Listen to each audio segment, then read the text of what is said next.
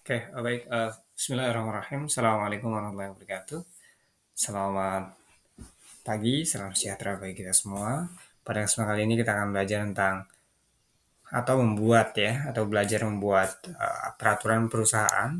Pada kesempatan kali ini kita akan membuat peraturan perusahaan tentang pasal 24 ya terkait dengan meninggalkan waktu kerja tanpa izin.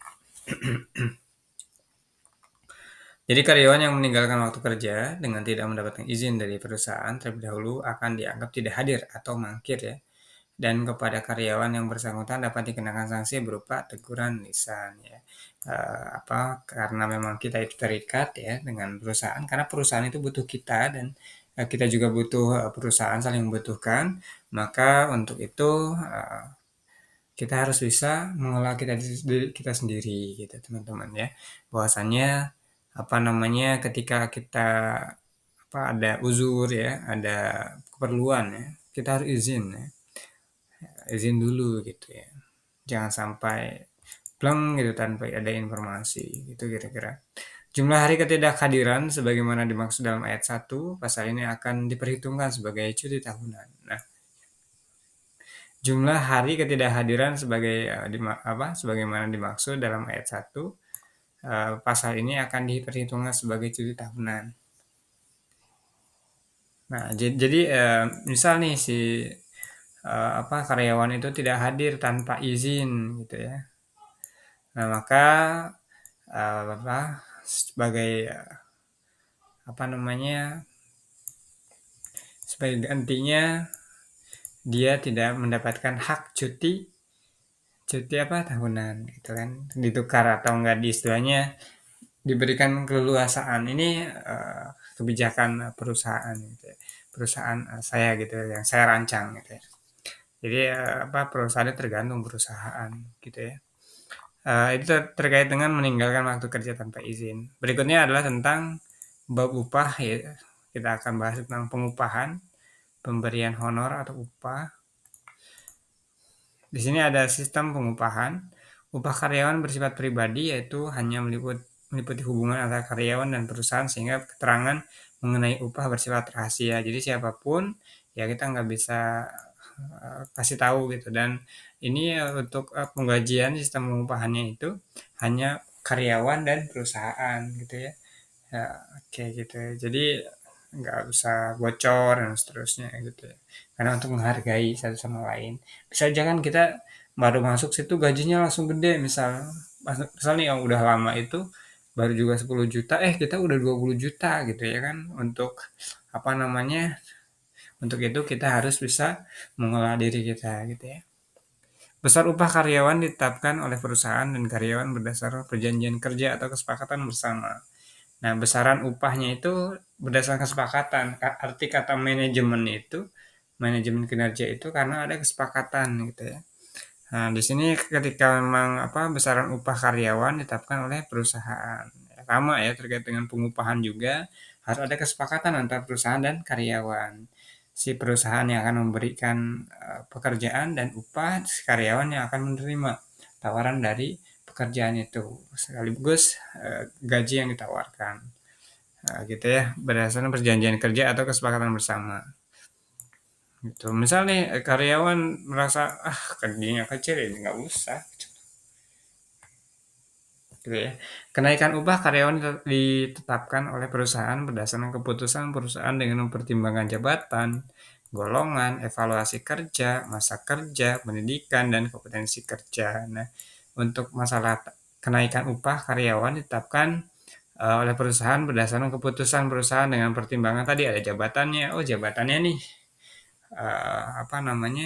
jabatannya manajer nih. Ya udah.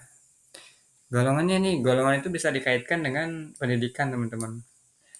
Oh, golongannya pendidikannya tinggi gitu ya. Ya udah diberikan upah dengan atau kenaikan upah dengan ya mungkin lumayan atas standarnya kan golongan-golongan saya udah jelaskan ya di video-video sebelumnya terkait dengan golongan A1, E1, A2, A atau A1, A2 ya. Ada mungkin golongan itu bisa dititik beratkan atau diibaratkan sekolah ya, ada SD gitu, SMP, SMA gitu ya, S1, S2, S3 dan seterusnya. evaluasi kerja, ya, golongan juga evaluasi kerja, penilaian masa kerjanya.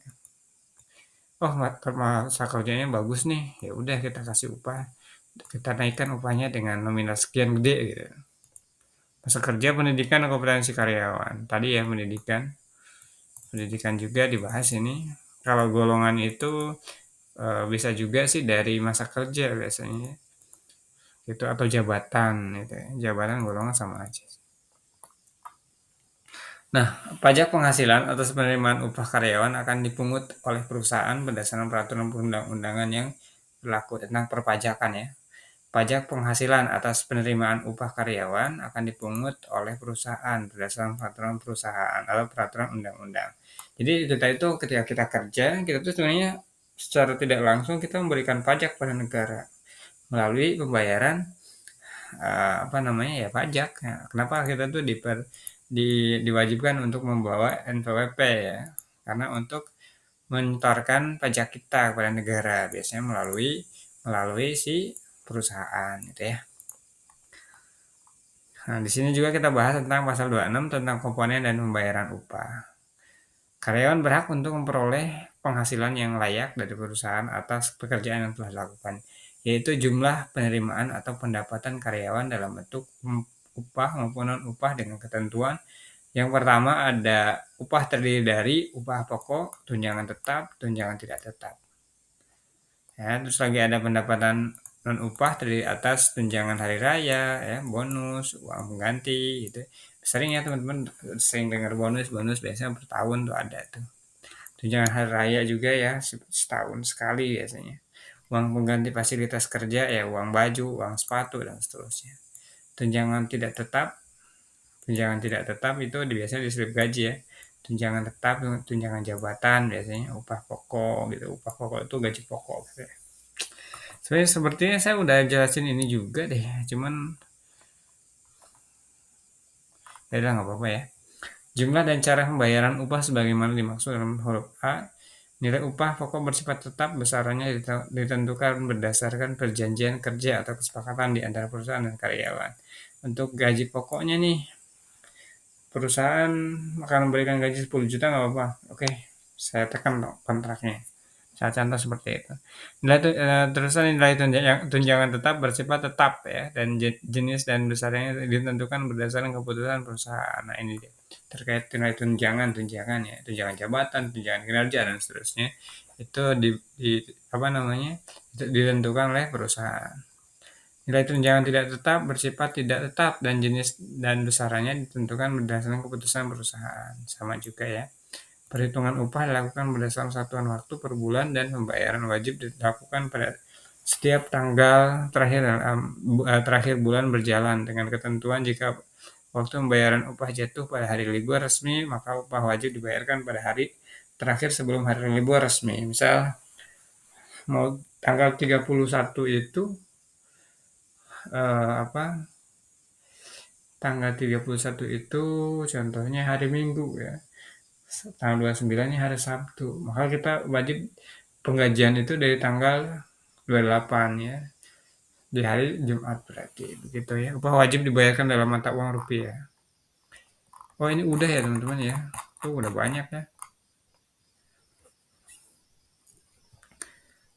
Nah tentang lembur ya sistem lembur upah kerja lembur. Kita langsung ke sini aja ya teman-teman ya. Melangkah juga karena udah juga dijelasin. Upah kerja lembur ya, kita bahas tentang itu. Karyawan yang melakukan kerja lembur berhak untuk memperoleh upah kerja lembur yang diperhitungkan dan pembayaran dilakukan setiap bulan berjalan bersama dengan perhitungan dan pembayaran upah. Jadi untuk lemburan itu gaji lemburan digabung dengan gaji bulanan gitu ya. Jadi ini totalnya bisa gede tuh. Besaran upah kerja lembur adalah sebesar upah kerja lembur per jam dikali jumlah jam pelaksanaan kerja lembur dalam satu bulan. Gitu. Besaran upah lembur untuk setiap jam adalah sebagai berikut. Nah ini dia, kita bahas di sini ya. Hari kerja jam ke-1 itu 1,5 dikali upah sejam. Jam ke-1 Nah, ini bisa dikali upah sejam. Oke, jadi paham nggak nih teman-teman kayak gini hitungan? Ini panjang juga nih. Jadi gini, nih hari kerja jam pertama itu 1,5 dikali upah sejam atau upah per jam gitu ya.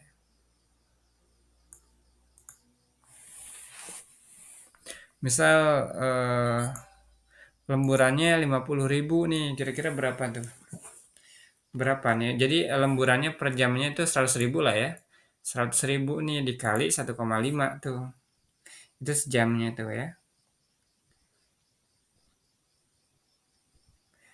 Berapa tuh kira-kira teman-teman? Berapa? 1,5 dikali, anggap aja 100.000 ya per jamnya ya. Maka dia akan mendapatkan 150.000 kalau sejamnya itu 100.000.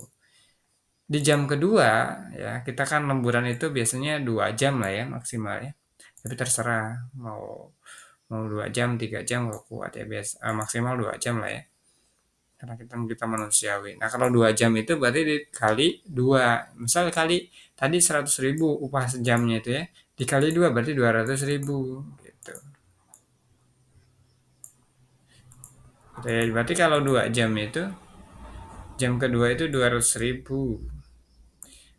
Terus ditambah 150 jam pertama. Jadi dia dapat upahnya itu, misalnya seseorang dia lembur jam pertama 2 jam ya. Jam pertama dia dibayar 150.000 ya. Dari mana 150.000? 1,5 dikali 100.000. Anggap aja uang upah lembur sejamnya itu 100.000 ya.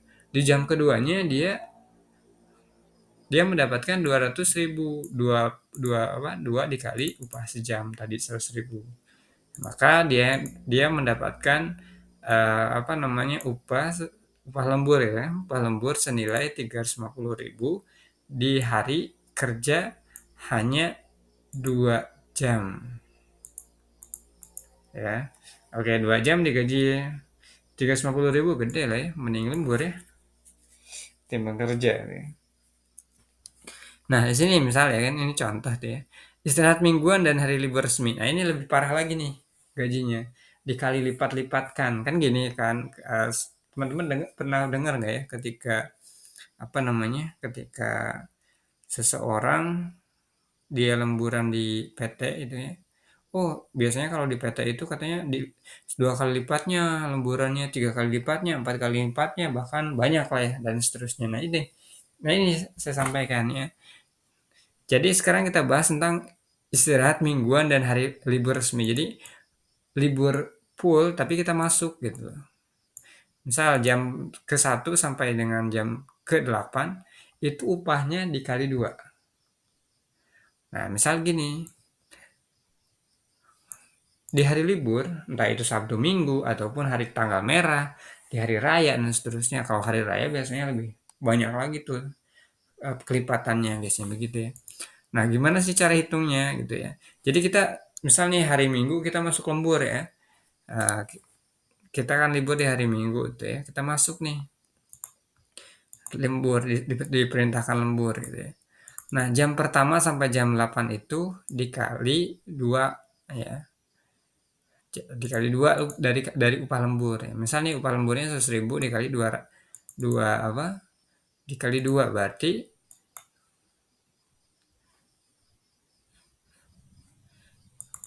berapa? Ini kan anggap aja dia kerja 8 jam ya seharian. Seharian itu anggap aja 100.000 kan per jam tadi itu ya. Per jamnya 100.000. 100.000 dikali 8 jam total kerja. Berarti 800.000. 800.000 dikali 2. Berarti 1.600.000. Seharian kerja tuh ya. Dapat 1.600.000. Mending gitu aja ya. Nggak usah kerja ini.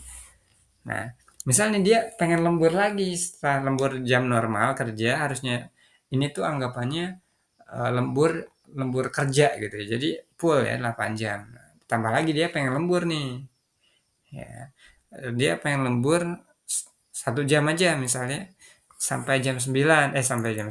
Jadi 9 jam totalnya berarti 1 jam. Dikali lagi tuh itu 3 kali. Ya. Misalnya upah lemburnya tadi berapa? 100.000.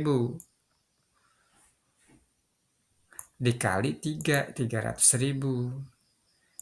Ya kan, sejam 300.000. Gitu.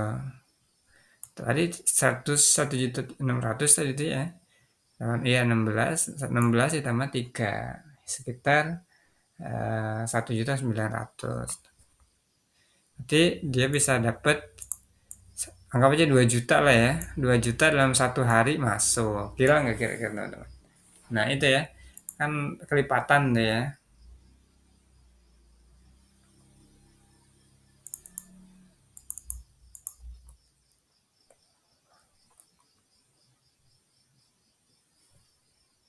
Nah itu kan, ini kan ya nggak tahu nih di perusahaan itu upah per jamnya berapa gitu ya. Itu kan ini kan hanya untuk contoh gitu ya. Saya ambil contoh 100.000 supaya mempermudah aja untuk perhitungannya. Begitu teman-teman ya, untuk terkait dengan waktu kerja lembur, nanti kita akan lanjutkan di video pembelajaran berikutnya. Demikian, terima kasih. Tetap semangat teman-teman semua dan mari upgrade diri kita. Terima kasih.